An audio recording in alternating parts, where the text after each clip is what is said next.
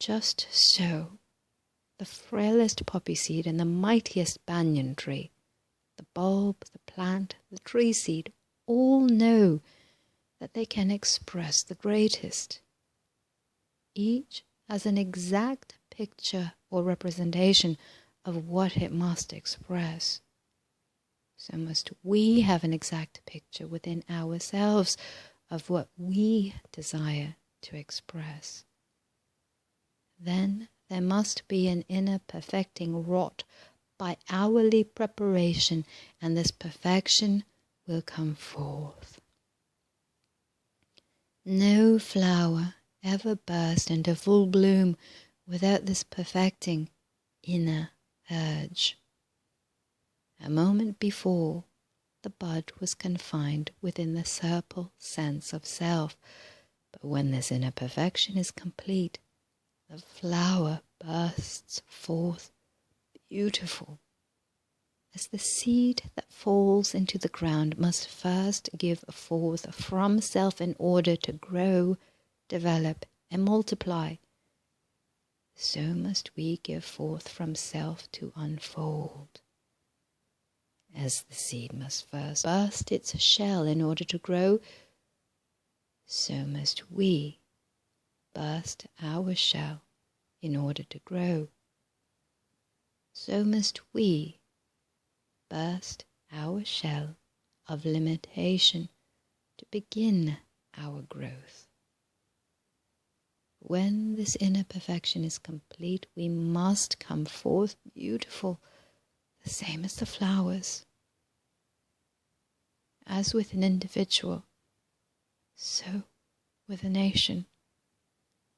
Can you see that which the Christ consciousness fully developed in such a nation?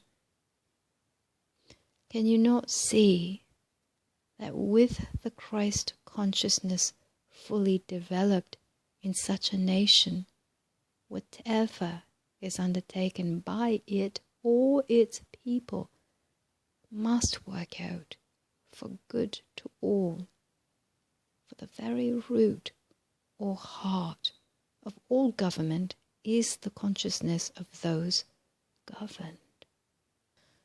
Great mistakes have been made by your nation in the ongoing because you have not realized your spiritual import, and the vast majority are still deep in the material. I fully realize that great souls have guided the destiny of your nation.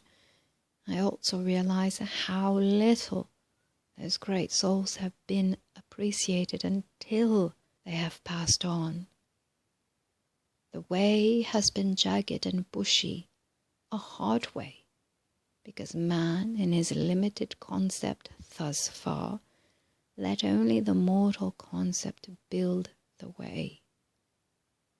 See what wonders he has accomplished, but see what wonders could have been accomplished had the fuller, deeper spiritual meaning been understood and applied.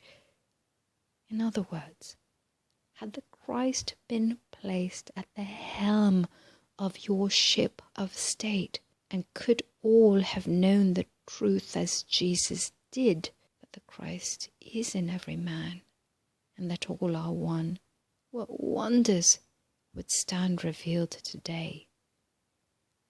I behold the same glory yet to be, as soon as the deep spiritual meaning of E pluribus unum is understood.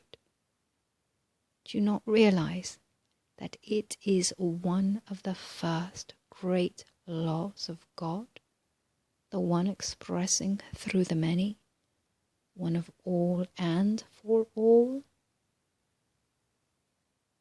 Consider every nation that has been founded.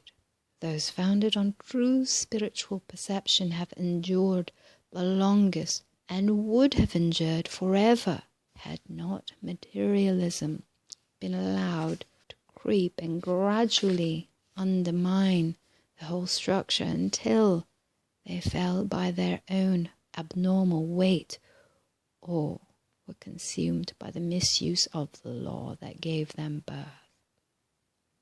By the fall of each, what has happened?